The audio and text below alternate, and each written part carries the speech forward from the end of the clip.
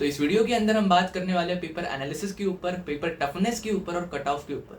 Last year के comparatively paper easy था, moderate था या फिर टफ था, इसके ऊपर मैं डिटेल एनालिसिस आपको प्रोवाइड करने वाला हूँ। उससे पहले मैं एक बात बताना चाहता हूँ बहुत खुशी से कि जब भी मैंने पेपर देखा मुझे ये समझ आया कि जो भी बच्चा मेरे वीडियोस या फिर मेंटर मी के चैनल के ऊपर जो भी गाइडेंस वाली वीडियोस आई है उसको अच्छे से उसने स्ट्रैटेजी में इनकॉर्पोरेट किया है, उसको पेपर बहुत इजी गया होगा या फिर कॉन्फिडेंस के साथ उसने पेपर दिया होगा। आप मेरे पिछले वीडियोस जाके देख सकते हो, आपको समझ आएगा कि मेंटर मी ने कितना ज़्यादा हेल्प किया है स्टूडेंट्स को।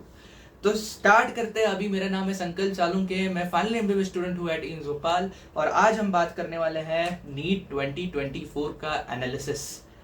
तो सबसे पहले बात करते हैं पेपर कैसा था, उसकी टफनेस कैसी थी। जैसे कि मेरी स्क्रीन के ऊपर आप देख रहे हो, मैंने एक डिवीजन किया है कि लास्ट ईयर के कंपैरेटिवली पेपर कितना टफ था।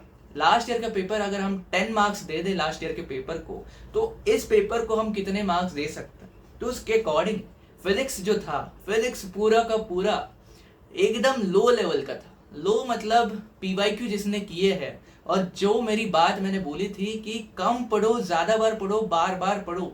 ज़्यादा तुम्हें पढ़ने की ज़रूरत नहीं है फिजिक्स में, तुम्हें बस एक स्पेसिफिक अमाउंट ऑफ क्वेश्चंस को बार बार करना है।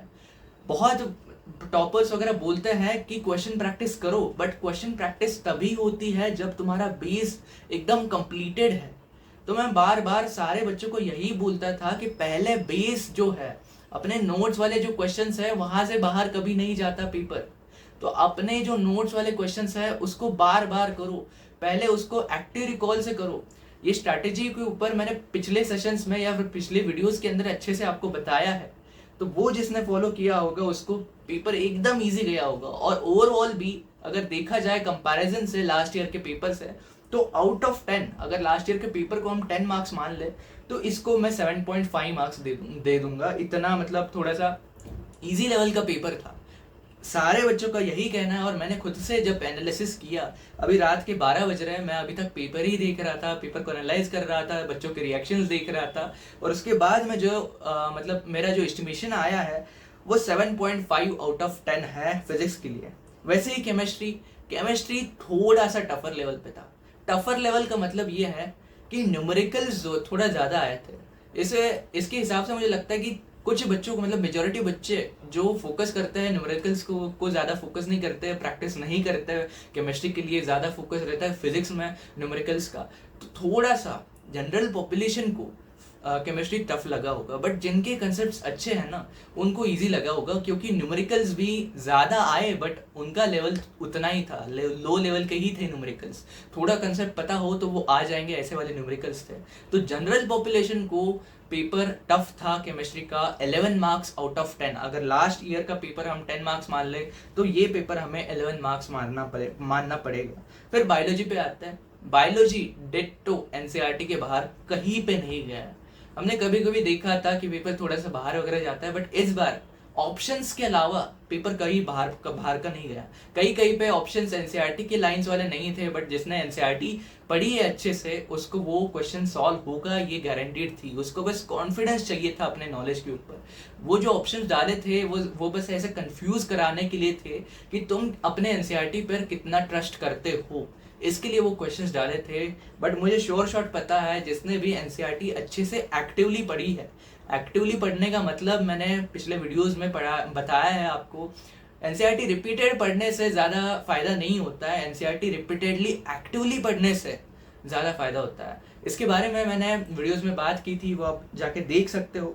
तो ओवरऑल 8 आउट ऑफ 10 पेपर था बायोलॉजी का। थोड़ा ईजियर लेवल पे था, थोड़ा टाइम कंज्यूमिंग नहीं था इस बार। हर बार थोड़ा टाइम कंज्यूमिंग ज़्यादा आता है, इस बार थोड़ा सा कम टाइम कंज्यूमिंग लगा मुझे बायोलॉजी का पेपर। तो ओवरऑल हम देखें तो 26.5 मार्क्स मैं देना चाहूँगा पूरे पेपर को। 26.5 आउट ऑफ 30। लास्ट ईयर का पेपर को मैं रेट करूंगा 30, तो इस ईयर के पेपर को मैं करूंगा 26.5, मतलब लगभग 3.5 मार्क्स से इजियर पेपर था।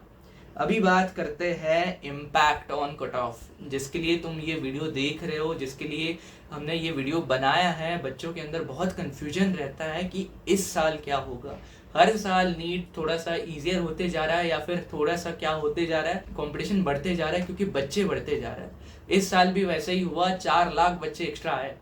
4 लाख का मतलब है 20% बच्चे एक्स्ट्रा आए। आप अगर ये बात समझ सकते हो, 20% बहुत बड़ा मार्जिन रहता है। तो उसके हिसाब से 20% से स्टूडेंट बढ़े हैं, प्लस पेपर भी इजियर हुआ है। मतलब इसका मतलब है कट ऑफ तो बढ़ना ही बढ़ना है, इसको कोई नहीं रोक सकता। ठीक है, कट ऑफ तो बढ़ना ही बढ़ना है। थोड़ी सी सीट्स वगैरह बड़ी होगी, उसका इम्पैक्ट थोड़ा सा बढ़ सकता है, मतलब पड़ सकता है कट ऑफ के ऊपर, but at the end generalised यही रहेगा कि कट ऑफ बढ़ेगा। कितने से बढ़ेगा? अराउंड 15-20 मार्क्स से बढ़ जाएगा अपने गवर्नमेंट सीट के लिए। ठीक है, तो अभी करना क्या है इसके बाद में? कट ऑफ बढ़ने वाला है, तो अभी करेंगे क्या? एक तो श्योर शॉट हमें देखने के लिए कि कट ऑफ कितने से बढ़ेगा या फिर हम कहाँ पे स्टैंड करते हैं। नीट अपनी मार्क्स की रेस नहीं है, नीट रैंक की रेस है। तुम्हें रैंक से सीट मिलती है, मार्क्स से सीट नहीं मिलती है। तो हमें देखना पड़ेगा कि तुम कहाँ पे स्टैंड करते हो। तो ऑनलाइन बहुत सारे रैंक प्रिडिक्टर्स रहते हैं, बट रैंक प्रेडिक्टर्स की कैटेगरी रहती है। एक तो रहता है रेट्रोस्पेक्टिव, दूसरा रहता है प्रोस्पेक्टिव। इसका मतलब क्या है?